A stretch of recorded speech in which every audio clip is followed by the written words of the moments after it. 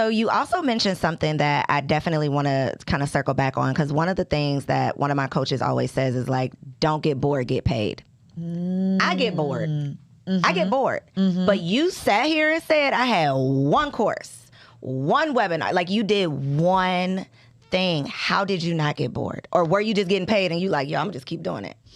Yeah, so that was the only time in my life I did something like that. Like, I did that webinar every Wednesday, almost every single Wednesday, 2 years straight. So 100 times in a row. I've never committed to anything like that in my life. Not even brushing my teeth. Okay. We're going to be brushing our teeth every day like that. But that was the first thing I did. And so that was my first time keeping my word to myself. So I said, when I do this webinar, every week straight for a year, I'm going to make $1 million from it. So that's what I did. And then I did it in half the time.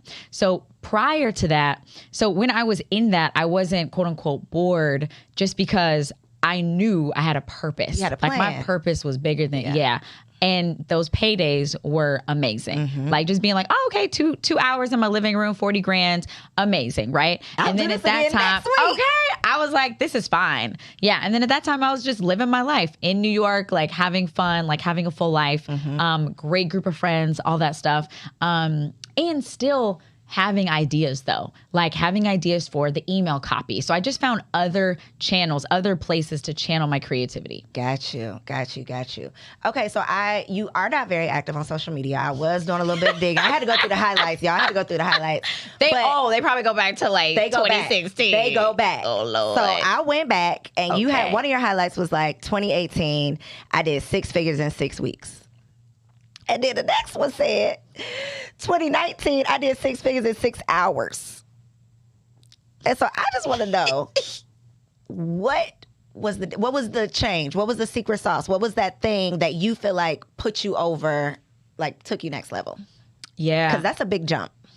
Absolutely. It was doubling down on what was working.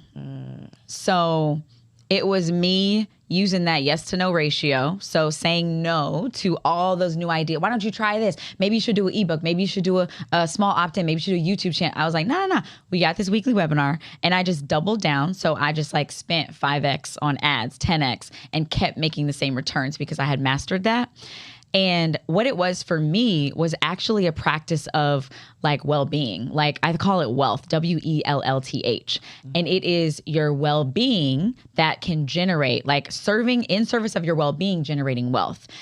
And my practice. Just hold on. Just pause. Hold, please. All right. WELLTH. That's the key. Yes. And I've never heard it explained like that, but that really is the thing. Doing that weekly web, it eliminated all the noise in my head of like, should we do this? It was like, we can, and we're going to do this though. Like, this is going to be that at the foundation. So that was honestly it. It gave me when you have that clarity, it increases confidence. All right. So the people who come to, you don't do the free webinar anymore, do you? Not live. It's evergreen. Yes, I do it live maybe like 6 times a year. But I'm sure you hear from people who think that creating a course is not for them. Now, you've obviously trained thousands and thousands of people. They're successful. They're, making money with these courses. What do you say to somebody who feels like this is not a space that they can fit into? Oh my gosh. So first of all, I want to like break down what an online course is. I think people think online course and they think it's got to be like pre-recorded, beautifully edited, uploaded to a platform. And all I want to say is an online course is just you teaching somebody and getting them a transformation. And that can be done live over Zoom. So what we teach inside Course from Scratch is helping you create what I call your MVC, your minimum viable course. What is that first draft version of your course that you're going to teach live for 4 to 8 weeks on Zoom? And you're going to have 5 to 10 students because you're going to walk before you run. And we teach the CAR framework where we show you how to transform your story into teachable milestones to make sure that you have specific and measurable milestones for your students so that they walk out of there like, yep, I came to get this and I got it. So I think as soon as people first embrace that like, It's not what you think it is. Like, it can really be that simple. Embrace the fact that you only need 5 to 10 people to enroll for your first one. I don't recommend you go balls to the wall, 50K, 100K, whatever. Like, start with 5 to 10 people and know that I started with 4. And the following year is when I had my first milli year. But I started with 4, and it only took me a year to get to that milli mark. But it was because I started with the 4 and I did it live. So I would say start with the 5 to 10. Today, we're seeing this shift. So if you think about our parents, what that generation was, it was the industrial age, where people were getting paid for the hours they were putting in. I would say today, Esther Perel calls it the identity economy, and I call it the culture ad economy. It's like our cultural advantage is what we are getting rewarded for. The more unique we are, the more we get rewarded. And that's because IP, intellectual property, also means infinite possibilities.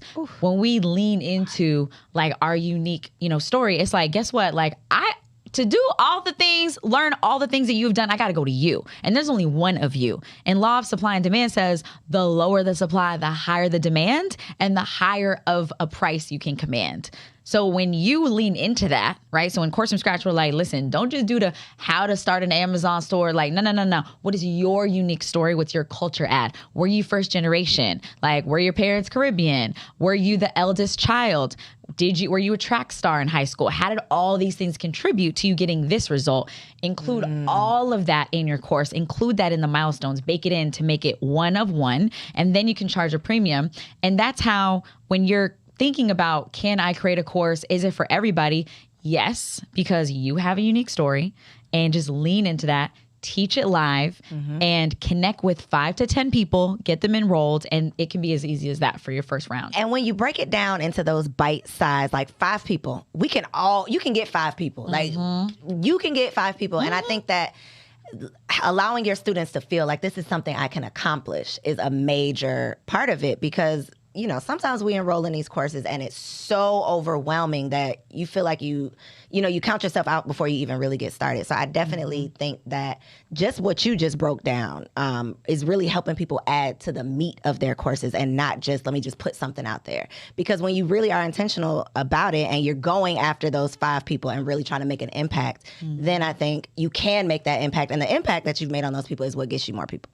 Absolutely. Is that what you showed the results from the 4 people, and you just multiplied? Yeah. And yes. And I just gotten more rooms where I call it your MVPs, your most valuable payers, people who are paying you attention, time, and money. I asked myself, where's my ATM? Where are my attention, time, and money people at? Where are those rooms? And in the beginning, the girl got so many acronyms. I can't even take notes. The ATM, we had a car. We had a TELLT.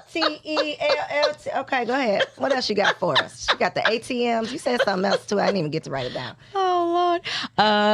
Yeah. So I got in. So one room could be like conferences, right? So I remember I emceed a conference, and I ended up doing a webinar for the conference attendees, for people I met there, and they ended up enrolling in my program. So yeah, it starts with the word of mouth, and you putting yourself in more rooms, whether they're virtual rooms or they're real life rooms of people who are looking for what you have to offer.